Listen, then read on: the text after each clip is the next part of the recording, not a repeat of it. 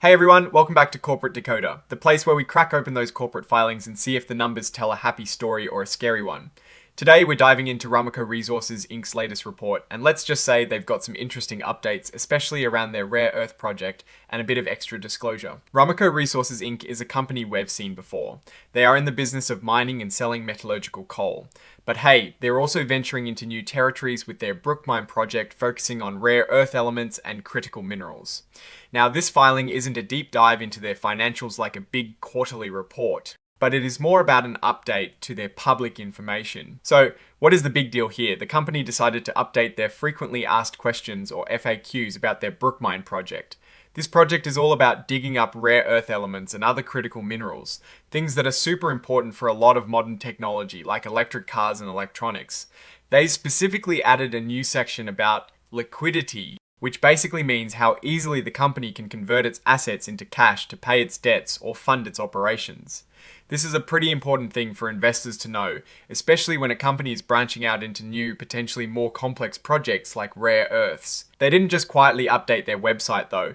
They also put out a press release to make sure everyone knew about these new FAQs. This signals that they want investors and the public to be aware of this development, and perhaps to get ahead of any questions they might have about the financial health and operational capabilities related to this growing part of their business. It's like they're saying, hey, we know this rare earth stuff is new and important, and we want to be transparent about how we're managing the money side of it. Before we get too deep into the new project stuff, let's just do a super quick reminder of what Ramaco Resources has on the market.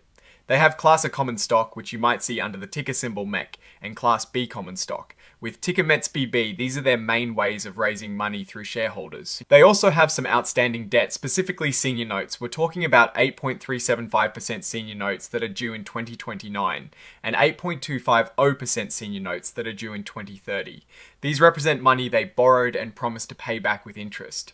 The dates show when that money is supposed to be paid back in full. Having different senior notes with different interest rates and maturity dates is pretty standard for companies of this size.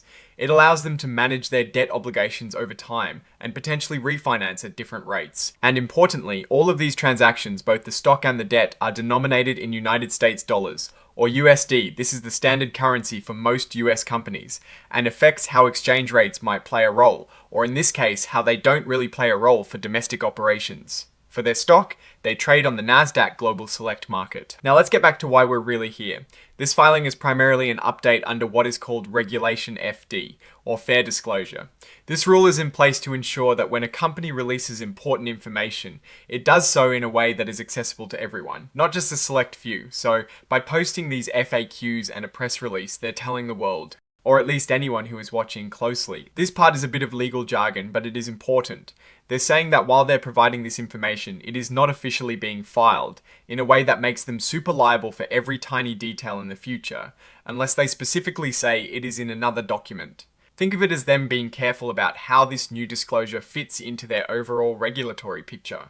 They are providing information, but they are also carefully defining its legal standing to avoid unintended consequences down the line. Exhibit 99.1 is where all the juicy details of those FAQs are. This is the document that actually contains the new information about liquidity for their rare earth project. We're not going to go through the whole FAQ document here. But the fact that they're highlighting liquidity tells us they are aware that this new venture might require significant cash to get off the ground and sustain itself, and they want to assure stakeholders they have a plan.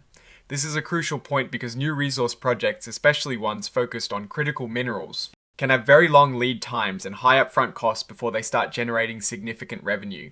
Clearly communicating how they plan to fund these stages is vital for investor confidence. And Exhibit 99.2 is the press release. This is the formal announcement that accompanied the FAQ update. It is designed to catch the eye of news outlets and investors, making sure the information gets out there broadly and quickly. Companies use press releases like this to announce anything from earnings to new product launches to significant operational or strategic updates, like we see here with the Brookmine project and its financial implications. So what does this all mean for Ramaco Resources? Well, it shows a company that's actively managing its communications, especially around a new and potentially transformative part of its business.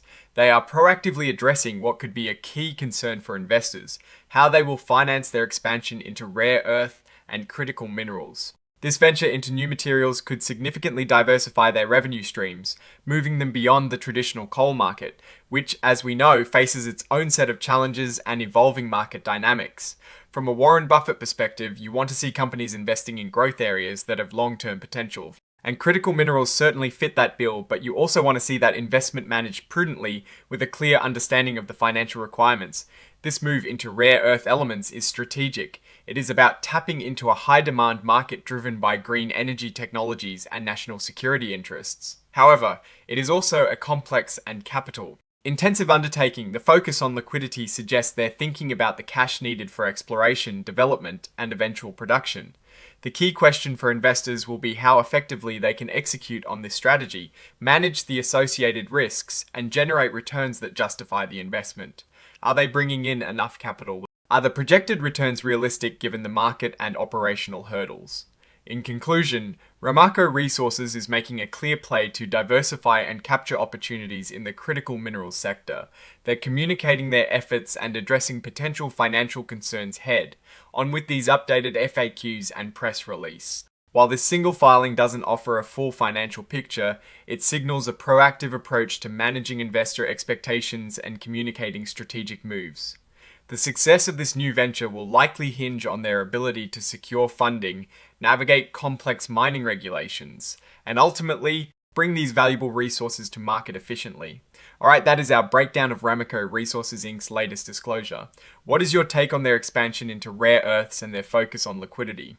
Drop your thoughts in the comments below. If this analysis was valuable, hitting that like button really helps. And subscribe for more deep dives into the world of corporate finance. Don't forget to check out the Discord community linked in the description for further discussion.